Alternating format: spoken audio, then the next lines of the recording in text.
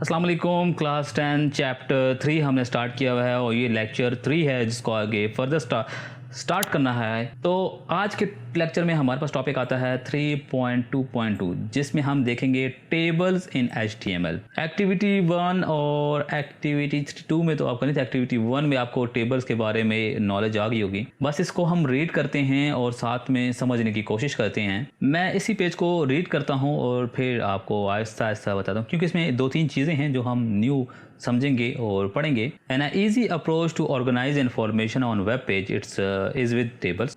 They work well for presenting information in an easy to read and order manner. HTML provide option of tables for viewing of data. A table basic building blocks. A cell is a rectangular section that can include text, graphic etcetera. English तो आपको समझ आ गई होगी, मगर मैं फिर भी आपको समझाता हूँ, एक्सप्लेन करता हूँ बेसिकली क्या तक है। देखो, वेब पेज को या वेबसाइट पर जो भी आपको मालूमात दिखाई जाती हैं ना, उसका जो अच्छा तरीका है आपको डिस्प्ले कराने का वो है टेबल में। यानी कोई इन्फॉर्मेशन है उसका देखो, जैसे कि नेगेटिव पॉजिटिव पॉइंट्स होते हैं, तो आपको एक टेबल फॉर्मेट में दिखा दिया जाए नेगेटिव पॉइंट्स और इस तरह के ना टेबल, ये नेगेटिव पॉइंट्स हैं, ये पॉजिटिव पॉइंट्स हैं, या बजाय इसके कि आपको एक ही सेंटेंस हो पूरा, उसके अंदर नेगेटिव और पॉइंट सारे डिस्कस हों, तो ये ज़्यादा आपको समझ आ जाएगा बजाय इसको। ठीक है, मतलब जो सेंटेंस में लिखा हुआ है या पैराग्राफ फॉर्मेट में लिखा हुआ है।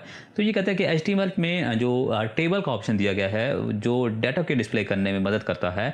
एक टेबल का बेसिक हिस्सा क्या होता है? सेल होता है जो एक छोटा बॉक्स होता है, रेक्टेंगुलर होता है जिसमें टेक्स्ट, ग्राफिक या दूसरा कंटेंट हो सकता है, कुछ भी हो सकता है आप जो भी लिखवाना चाहते हो। यानी कि बेसिकली ये कहना चाहता है table is best for showing information या प्रेजेंटिंग इन्फॉर्मेशन। ठीक है, अगर आपने कोई इन्फॉर्मेशन देनी है तो आप टेबल का इस्तेमाल करें अपने वेब पेजेस में। उसके बाद the general structure of the table is created by arranging the cell in row and column. Basically सही है बात।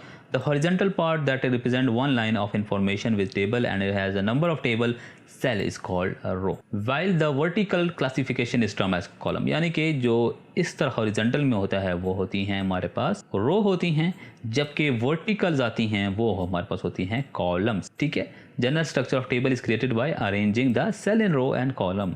समझ आ गई बात? क्या इसको मैं एक्सप्लेन करूं? मुझे तो नहीं लगता। अच्छा, उसके बाद header is a specific kind of table cell to name और classify information contained in other cells in the same column. Usually header are designed to be eye catching to highlight their signification like bold, कैटलाइन etcetera. यानी कि header table का एक खास cell होता है जो किसी भी कॉलम में दिए गए डाटा को नाम या उसका कैटेगरी डिफाइन करता है। यह हेडर अक्सर अलग होता है, जैसे कि वो बोल्ड हो सकता है, वो अंडरलाइन हो सकता है, वो उसका फ़ॉन्ट कलर चेंज हो सकता है। ठीक है, क्यों? क्योंकि ये थोड़ा सा आई कैचिंग हो और हाईलाइटेड हो बाकी टेबल के सेल से या जो रो हैं उनसे ज़रा हाई लो, उसकी इंपॉर्टेंस ज़्यादा हो, मतलब पता चलती है कि जाहिर होती है कि ये इंपॉर्टेंस है और ये बेसिकली ये डिफरेंट है एज अ पार्ट ऑफ, कह सकते हो। ये मतलब पता चलता है, हेडिंग आपको दी हो ना तो पता चलता है ये इसकी कैटेगरीज हैं या ये इस टेबल के बारे में, ये जो सेल्स हैं ये इसको क्या रिप्रेजेंट कर रहा है। यानी ये नेम का है तो ये नेम रिप्रेजेंट कर रहा है। समझ आ गई? समझ आ गई बात? अगर उसका कोई लाइक उसको बोल्ड नहीं करेंगे, उसको हाईलाइट नहीं करेंगे, उसको थोड़ा सा डिफरेंट नहीं लगेंगे, तो वो एक क्या कहते हैं टेबल का पार्ट ऑफ लगेगा, मतलब उसके साथ ही मर्ज हो जाएगा। वैसे तो होता ही टेबल का हिस्सा है, बट वो एक मर्ज हो जाएगा ना, थोड़ा सा आपको आई कैची नहीं होगा, आपको फर्स्ट क्लिक में समझ नहीं आएगा। समझ आ गई बात? उसके बाद है जी HTML provide several attribute for creating and modifying tables. Several attributes, ठीक है, attributes. The most commonly used tags being, यानी कि टेबल है, tag indicate the beginning of the end of table, यानी कि टेबल कहाँ से स्टार्ट होगा और कहाँ पे एंड होगा। Everything inside the part of the table. समझ आएगा? TR टैग होता है create a row inside the table. Everything between TR tag pair cover a single row, यानी कि TR के अंदर जो भी होगा वो एक सिंगल रो में कंसिडर की जाएगा। यानी यहाँ तक जो भी रो है इसके अंदर जितने भी कॉलम है उसमें डाटा वो स्टेप बाय स्टेप फिल करता जाएगा। इसी तरह और है जी TH tag refer the table header cell and content in the THL are in bold and centred. ये देखो क्या कहता है, बोल्ड होगा और सेंटर में होगा। TD tag apply the ordinary table cell, it contain the real data. ठीक है, टेबल डाटा क्या कहता है, TD is for table data, जिसमें हमारा एक्चुअल का डाटा आएगा। ठीक है, कैप्शन क्या है, ये चीज़ आपने फर्स्ट टाइम पढ़ रहे हो। टैग पुट अ हेडिंग और description to the table. Caption tag put a heading और डिस्क्रिप्शन टू द टेबल, ये याद रखिएगा। इसका भी हमने इस्तेमाल तो नहीं करे, जैसे आप आगे बढ़ेंगे तो इसका इस्तेमाल करेंगे।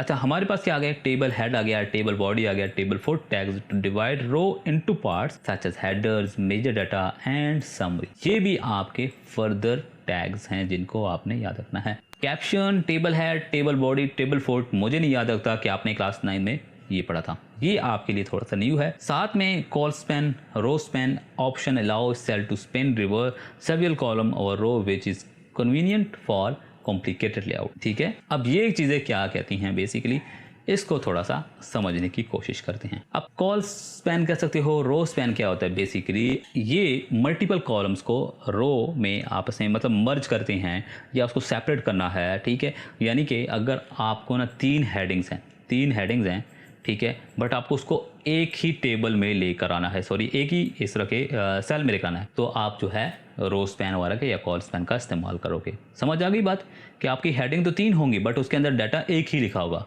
यानी कि होता है ना इस तरह का डाटा पे, कभी आपने देखा होगा कि ऊपर हेडिंग 3 होती हैं या 2 होती हैं बट उसका सेल जो है या वो एक वो क्या कहते हैं इसको, कॉलम होता है वो एक ही होता है, 2 रोज होती हैं बट कॉलम उनका एक होता है। तो ये कॉल स्पैन और रो स्पैन का हम उस वक्त यूज़ करते हैं, मर्ज और अनमर्ज का जो कॉन्सेप्ट नहीं है वहाँ पे यूज़ करते हैं। इसी तरह कहता है कि in continuation of our example simple website with the title is created next in figure 5.3 ये है such that table in HTML is created to display in appointment list. ठीक है, वही अपॉइंटमेंट लिस्ट है जो कि हमने डॉक्टर फॉर्मल था उसको अब इसको आगे फर्दर एक्सटेंड किया गया। The head section arrange the patient name data date time doctor and reason for visit as label on top row of the table sorry. Doctor visit appointment हो गया। The actual information on above appointment is in the body section starting at line 18। ठीक है, line 18 हमारे पास कौन सी है, ये है जी line 18 जो कि टेबल बॉडी का स्टार्ट हो रहा है। बेसिकली वो डॉक्टर वाली एग्जांपल कोड है जो फॉर्म था उसको माइंड में रखते हुए ये टेबल बनाया गया है, उसको फर्दर एक्सप्लेन किया गया। इसी को मैंने VS कोड में लिखा है, तो उसको डायरेक्ट जंप करते हैं और देखते हैं इसके अंदर क्या क्या हमें देखने को मिलता है, क्या कोड है। तो ये है कोड जो कि जिसकी बात हो रही है। देखो टाइटल है, आपको पता है टाइटल कहाँ डिस्प्ले होता है और हम क्यों लिखते हैं। हेड हमने क्लोज कर दिया है। उसके बाद बॉडी है, बॉडी के अंदर आपको पता है मेन काम होता है। हेडिंग 1 यूज़ की है, टेबल लगाया है, ठीक है, टेबल हेड हो गया। टेबल हेड में हम बताते हैं कि ये आपकी हेडिंग है और TR रो हो गई और ये टेबल H वाला हो गया। उसके बाद टेबल बॉडी जैसे मेन क्या होता है, डाटा डिस्प्ले होता है। टेबल डाटा डिस्प्ले होता है, यानी कि जो डाटा है वो रो में या सेल्स में रिप्रेजेंट होगा। और ये एक कोर रो है, यहाँ पे हमने सारे टैग्स क्लोज कर दिए हैं। अगर मैं इसको 5 से वाकई प्रेस करूं तो रन करूं तो क्या होगा, सबसे ऊपर क्या है, doctor visit appointment, patient name date time doctor reason of for visit. ये सारा बोल्ट में है, समझ आती है कि ये पेशेंट नेम है। अगर ये बोल्ट में ना होते तो ये इस तरह के नज़र आते तो थोड़ा सा कॉम्प्लेक्स हो जाता चीज़ें को समझने में, यानी कि फर्स्ट क्लिक में आपको समझ आती। जब हमने इस पेज को देखा तो देखो आपको डायरेक्टली पता चलता है doctor visit appointment, patient name date, और हमको पता चलता है हाँ ठीक है ये हेडिंग है, अच्छा ये नेम है आदिल है, जक्की है, और ये सारा हो गया। डॉक्टर का नाम क्या है, डॉक्टर शम्स है। हम डायरेक्टली उस सेल पे भी डायरेक्ट जो है ना कॉलम पे जंप कर लेते हैं जिसकी हमें ज़रूरत हो, यानी कि हम पूछते हैं कि रीज़न क्या है तो हम डायरेक्टली इसको फॉलोअप चेकअप देख लेते हैं, बजाय इसके कि हम इन 3-4 जो कॉलम्स हैं इनको देखें, हम डायरेक्टली इस पर जंप करते हैं। अगर हेडिंग सही तरीके से बोल्ट या ना डिस्प्ले होती ना या उसको हेडिंग ना बनाई जाती नॉर्मल सेल के, ये हम जो है रो में भी रिप्रेजेंट कर सकते हैं, पेशेंट नेम डेट टाइम वगैरह को भी लिख सकते हैं। मगर जो गुड प्रैक्टिस है वो ये है। अभी आप कहोगे कि यहाँ पे तो लाइन्स नहीं लगी, लाइन्स क्यों नहीं लगी, ये आपने खुद ढूंढनी है और मुझे बताना है कि लाइन्स क्यों नहीं लगी। बहुत ही सिंपल सी चीज़ है, मैं बता तो सकता हूँ मगर मज़ा नहीं आएगा, ठीक है। अच्छा, ये यहाँ तक कोई कन्फ्यूजन हो तो पूछ लेना, हम आगे फर्दर स्टार्ट करते हैं। देखो ये वही डिस्प्ले हो रहा है, देखो आउटपुट दिखाया गया है जैसे कि मैंने अभी आपको दिखाया था, ये वही है सारा, देख रहे हो उसी तरह दिख रहा है ना। अच्छा, उसके बाद 2 चीज़ें अभी और हैं आपको नई न्यू आपको समझने वाली हैं। एक है जी कोलैप्स बॉर्डर कोलैप्स सेपरेट। क्या इसको यहीं पे समझा दूं? बुक पे समझाने का मतलब ये है कि अगर आप इस कोड को देखो, ये आपका कोड है, यानी कि हेडिंग 4H4 का इस्तेमाल किया गया है। H4 आपको नहीं पता किसी को तो बताता हूँ, हेडिंग की 6 लेवल हैं, H1, H2, H3, H4, H5 और 6। इनके डिफरेंट साइज़ हैं। लाइक इसका हो सकता है फ़ॉन्ट साइज़ 18 हो, इसका 14 हो, साइज़ नहीं था हेडिंग का, ये डिफरेंट साइज़ इसका है। अच्छा, उसके बाद हमने देखो टेबल यहाँ से स्टार्ट करके यहाँ पे क्लोज कर दिया है। अच्छा, टेबल के अंदर हमने टेबल रो बनाई है, उसके अंदर हमने डाटा लिख दिया direct, table data, heading wedding नहीं लिखा। टेबल डाटा क्या है? सेल 1 सेल 2, क्योंकि हम समझ रहे हैं table with border collapse, under ये कोलैप्स का जो है वो हम यूज कर रहे हैं। समझ आ गई बात? ये हेडिंग है। अब कोलैप्स का क्या मतलब होता है? जब देखो कोलैप्स यूज होगा तो ये सारे सेल्स क्या हो जाएंगे, इसमें कोई बॉर्डर नहीं होगा, कोई सेल सेपरेशन नहीं होगी, बस ये आपस में मर्ज की तरह दिख रहे होंगे, यानी लग रहा होगा कि सब कुछ एक ही डिस्प्ले हो रहा है। समझ आ रही है? देख रहे हो किस तरह से नजर आ रहा है। अच्छा, दूसरी एग्जांपल को देखो, दूसरा कोड देखो जो कि है बॉर्डर कोलैप्स सेपरेट। अच्छा, इस चीज को मैं एक और एग्जांपल समझो, एक चीज को मिस नहीं करना। ये आपकी as it is head 2 head 4 है, यहाँ पे मिस्टेक है, ठीक है। ये देखो H4 लिखा हुआ, यहाँ पे H2 है, बाकी जहाँ पे जो हेडिंग 4 हम ओपन कर रहे हैं तो H4 ही क्लोज होगा, ठीक है। यहाँ पे मिस्टेक है, बड़ा ठीक है, कोई मसला नहीं, ये इतना फर्क नहीं पड़ता। बहरहाल आप कॉन्सेप्ट समझने की कोशिश करो।